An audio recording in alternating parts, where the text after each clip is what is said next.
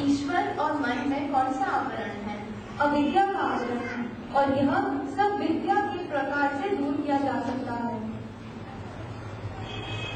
तो इसका मतलब कोई असत्य विद्या भी है? हाँ, सत्य विद्या और असत्य विद्या। मैं विद्या आपसे कुछ प्रश्न करना चाहती हूँ।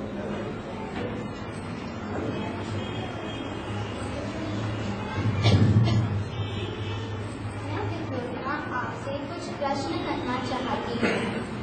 सत्य विद्या क्या है? विद्या दो प्रकार की होती है।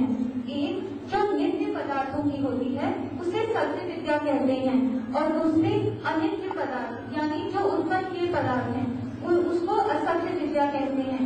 क्योंकि उत्पन्न किए हुए पदार्थ विकारी हैं, उनमें परिवर्तन आता है, इसीलिए उनका ज्ञान परिणामी ज्ञान है, और इस ज्ञान को हम असत्य विद्या कहते हैं। विद्या किसे कहते हैं? विद्या चेतन जीवात्मा के ज्ञान का नाम है। अविद्या किसे कहते हैं? पदार्थ के यथार्थ ज्ञान को ना जानकर अपने ख्याल बनाना अविद्या कहलाता है। सत्य विद्या और विद्या का भेद किसी उदाहरण से समझाइए। सूर्य का प्रकाश हमें सृष्टि के आदि में परमेश्वर ने दिया था।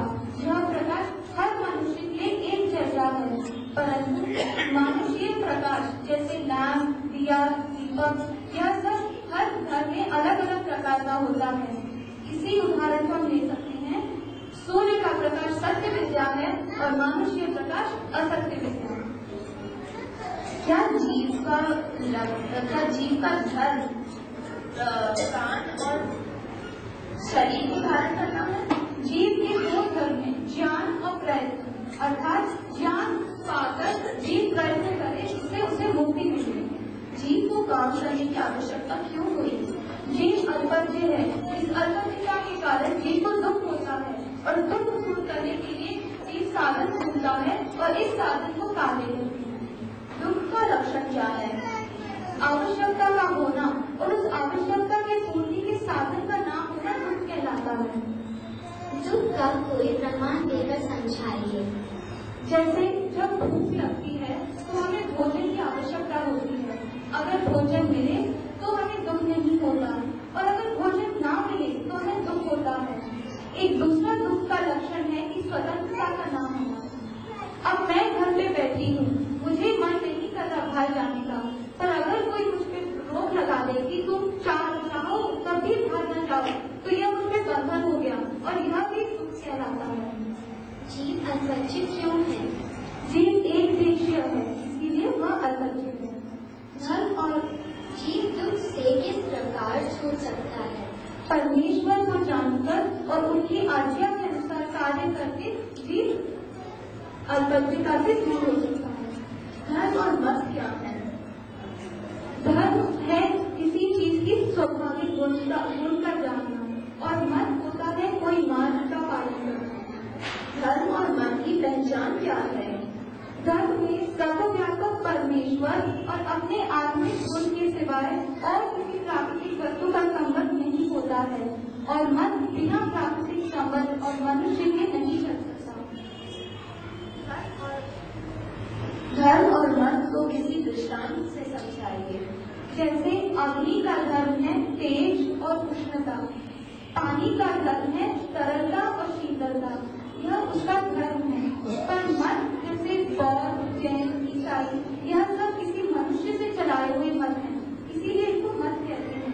यह किसी मनुष्य की विचारधारा है जो अगर इसका हम पालन करें तो वह मत कहलाता है। मनु जी ने धर्म के 10 लक्षण बताए हैं, वो कौन कौन से बताए? धृति, क्षमा, दमो, असंयम, शौचम, इंद्रिय निग्रह, धीर, विद्या, सत्यम, अक्रोधो, इदम 10 धर्म लक्षण। पहला धृति, बिना घबराए कार्य करते जाना धृति कहलाता है। दूसरा क्षमा, किसी से कोई गलती हुई है उसको क्षमा दंड देने की शक्ति रखते हुए भी अगर हम उसे क्षमा कर दें तो यह बहुत अच्छा धर्म का गुण है। तीसरा दम, मन को रोकने की शक्ति को दम कहते हैं। चौथा अस्थिर, चोरी ना करना। अब चोरी क्या होता है? बिना स्वामी की आज्ञा के किसी वस्तु का लेना चोरी कहलाता है।